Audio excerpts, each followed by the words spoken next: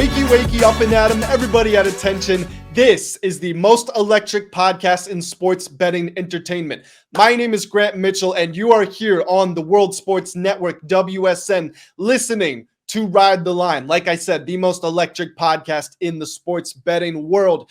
I am here to give you my best betting picks for this Wednesday MLB card. Now, normally I would be joined by my partner, Tanner Kern, but he's got some important business to attend to. He is on the move once again. You can never keep this guy on the ground. He is always on the travel, attending to important matters, but we're going to lock these bets in his absence. And he's going to come back to the show, and we're going to give him the good report card. We're going to tell him we went 3-0. Now, allow me to address the elephant in the room. My picks have not been the best over the last couple of weeks. Trust me, I'm harder on me than anybody else ever could be. And I don't take it lightly that those stupid sports books have been getting the better of me. Of course, we, myself and Tanner, are both still in the green over the course of these picks and the Ride the Line show.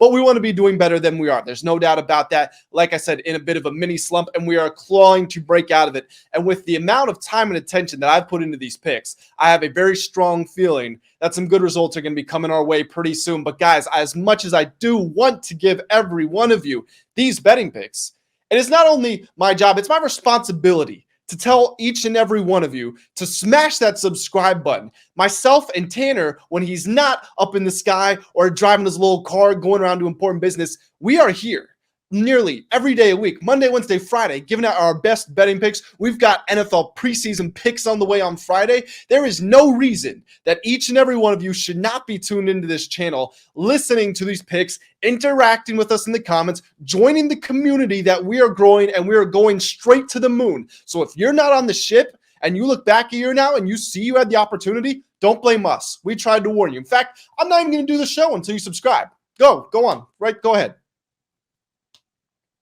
It's on you. Did you do it? Okay, now we can proceed. Let's go ahead and get into these MLB betting picks. Now, my favorite pick of the day, we're going to have a couple of no-brainers on this card. That's the theme of these picks.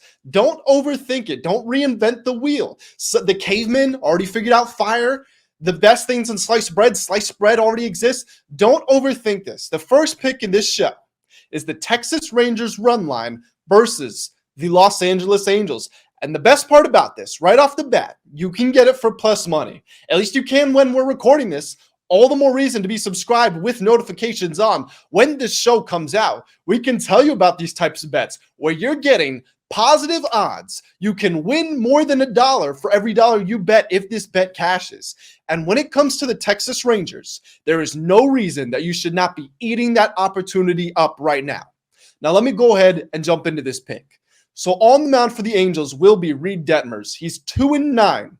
Red flag, 2-9 with a 5.27 ERA and a 141 whip. Let me just look at those. 2-9, that's not good. 5.27, that's also not good. And a 141, yeah, that's also pretty terrible. Now he's going against John Gray here of the Rangers, who is 8-5 with a 3.65 ERA and a 119 whip. Not a Cy Young winner, but certainly putting up much better numbers.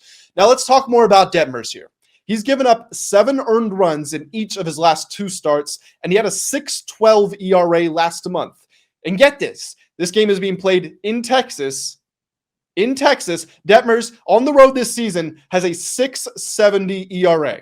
That's really, really bad. So we've got short-term telling us he's not good, long-term he's not telling us he's not good, and then context. On the road, he's really bad. Now, we can talk about Gray. I will say this. He has been shaky lately. That ERA has been trending up after a solid start to the season. But ever since the trade deadline, the Rangers have the best starting ERA in all of baseball. Of course, Gray is only one piece of that. But the last time we saw him, he did throw a 7-inning shutout. Now, it was against the San Francisco Giants, who were hitting 205 at the plate since the All-Star break. So maybe the value of that isn't as high as it would be if it was against, say, the Astros or the Dodgers or somebody like that. But still, that's going to inspire some confidence in him. He's going back to his home stadium. The Rangers are playing really well right now. You got to think he's going to be at least feeling good about himself by the time the opening pitch goes out. Now, the Rangers lead this series so far 2-0, and they have outscored the Angels by a combined margin of 19-3. I believe the scores of those games are 7-3 and 12-0. There is not a whole lot of positives to look at for this Angels team. And I do feel bad for the Angels fans and also to an extent some of their players. Certainly Shohei Ohtani leading that crop of players. Mike Trout, I feel bad, but he's injured and he's seen this story before, frankly. The Angels made a very bold move, a very risky move. They could have traded Ohtani and gotten probably the largest haul in MLB history at the trade deadline. And with him set to become a free agent this summer, it wasn't a no-brainer, but it was certainly there for you to think about. It was a situation you had to at least give some thought to. And they opted not to. They said, you know what? We're going to take the risk. We're going to be buyers at the deadline. We're going to try to strengthen the team, and we're going to make a real playoff push. And while I admire that ambition, because I hate when front offices, it's one thing to plan for the future. Tanking it means you failed as a front office. Yes, it's unavoidable in certain situations, but sometimes front offices just give up on the team completely. And I don't like that. I think that's a dereliction of duty. It's irresponsible by them.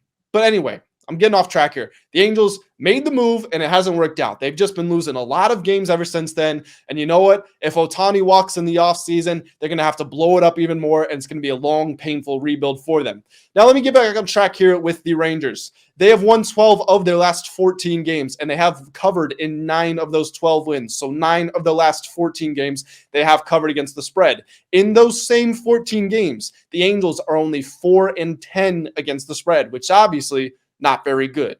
Now, the one thing you can point to with this Rangers team, as good as they have been, their bullpen is always going to be a concern. Since the start of last month, they are 21st in bullpen ERA.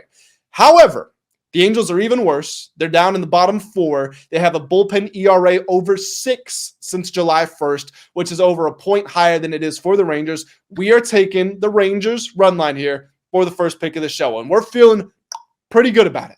Now, let's go to the second pick here.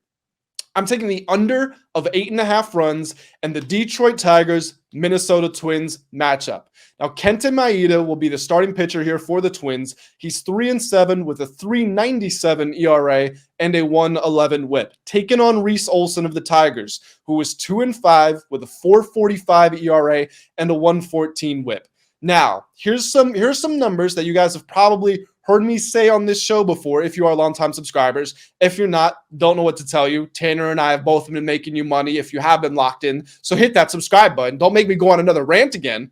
Kenta Maeda, if you take out his worst start of the season, and this is just one start in a long season, he gave up 10 earned runs in 3 innings to the Yankees ago. And this was many months ago. I said Yankees ago. This was many months ago. He gave this up to the Yankees. You take that out, he's got a 2.75 ERA for the season. Again, it's not like this guy just came back from injury and he only has 4 starts and we're taking out 1, which is 25% of them. He's been there all year. You take out 1 bad start, he's got a 2.75 ERA. That is impressive. That's a large sample size telling us that he has consistently been a good pitcher. Now, Olson, the 4.45 ERA is a little scary, and in fact, his expected ERA is even higher. It's somewhere in the 4.7 area. But a 1.14 WHIP, that's definitely going to work. And the last time we saw him, even though he's been up and down, and he's given up a lot of runs here and there, he also has his shutouts here and there, but he has given up a lot of runs. The last time we saw him, it was against this same Twins team. He threw a 6-inning shutout. 6-inning shutout. And just for reference, the Tigers won that game. Did the Tigers win or the Twins win? I actually don't remember. I know the final score is 3-0. And you know what? When the line is at 8.5, 3-0 means that cashed with ease. Wasn't even close. And as far as the under goes, it's actually been in favor here for both of these teams. For the Twins, the under has hit in 9 of their last 14. For the Tigers, it's hit in 10 of their last 15, including 5 straight games heading into this matchup. Yesterday's game also ended 5-3, which obviously would have hit the under today. And you know what? It hit yesterday's under as well because that line was also set at 8.5. So for the second pick here, I don't see any way around it. We're taking under 8.5 for Twins, Tigers. Now, we are at the third and final pick here.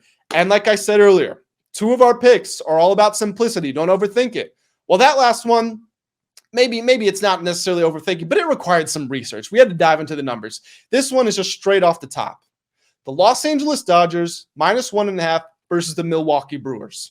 Clayton Kershaw is going to be on the mound here for the Dodgers. He's 10-4 with a 2.51 ERA and a 1.03 WHIP, going against Wade Miley of the Brewers, who is 6-2 with a 2.90 ERA and a 1.13 WHIP. Now, Kershaw had a month and a half off. He just came back. He had one start. He gave up 1 earned run in 5 innings in his return. So this isn't the initial return start where we're worried about the cobwebs and all that. He proved that, yes, he is still that guy. And it is important to note that in the month where he got injured, he had 5 starts and he had a 1.09 ERA in that month. So he was locked in going into the injury. There's a little bit of concern, but he comes out, 1 earned run in 5 innings. You'll definitely take that. Now, Miley, I do have to give him this. The guy has been dialed all the way in as of late. In his last 3 starts, which comprises 16 innings, he's only given up 2 earned runs. So credit where credit is due. I'm giving you a round of applause, Wade Miley. I know you're watching the show. But, this is a big but, the Brewers have been beating up on a lot of bad teams. A lot of bad teams. If you look at their recent series, they played the White Sox, the Rockies, the Pirates, the Nationals. They should be winning those games. The last time they faced a good team, just so happened to be the Braves, who are definitively one of the 2 best teams in baseball, probably the best team in baseball right now. But the last time they faced a good team was the Braves. They lost all 3 games in the series, and they didn't cover a single time. Now, who was I just talking about there? I said the Braves are definitively a top 2 team. Who's the second best team right now? Maybe the best, but probably the second best. It's the Dodgers. And you know what? Yes, you can look at the Braves and say that's a high bar to clear. Well, you're back at that high bar. The Dodgers are a very good team. Now, if you look at yesterday's game, what happened? It was close early on, but then the Dodgers score 5 runs, and I believe it was the 6th inning. It was the 5th or the 6th, and they blow it open in the middle of the game. Even if Miley comes out and he shoves once again, I think something very similar could happen here. I also don't think the Brewers, whether the Dodgers score early or late, because they will score, whether they score early or late, I don't think the Brewers are in a great spot to respond. Yes, I know they have been scoring lately, but again, they've been facing awful teams and awful pitchers, and now you're going against Clayton Kershaw, the best pitcher of the generation. The Dodgers bullpen is up to 2nd in ERA since the start of July, and the Dodgers, like I said, they can score. The Brewers can't on the road. They're 23rd in road scoring so far this season. I think that it's just, again, it's just all about simplicity. You don't need to think too hard. Of course, it's good to do your research and dive into these numbers that I'm sharing with you. But you know the Dodgers are better than the Brewers. You know the Brewers aren't great on the road. You know that Wade Miley is the ace, but Clayton Kershaw is even better for the Dodgers. And you know the Dodgers bullpen is better. So what advantage do the Brewers have in this game? It's not recent precedent, because even though they were on that hot streak, they lost to the Dodgers yesterday. What is there to point to for the Brewers here? I don't really know. Now, this isn't fully the same as the Rangers because we're not getting plus money for this one, but we are at minus 105 on the spread or the run line, which means that this is still a more profitable pick than the Brewers plus 1.5 if it does end up hitting, and I have a strong feeling that it will hit. So for the first pick, we have the Rangers minus 1.5 versus the Los Angeles Angels. The second pick, we're taking under 8.5 in the Twins-Tigers matchup, and the third pick is the Dodgers minus 1.5 versus the Milwaukee Brewers.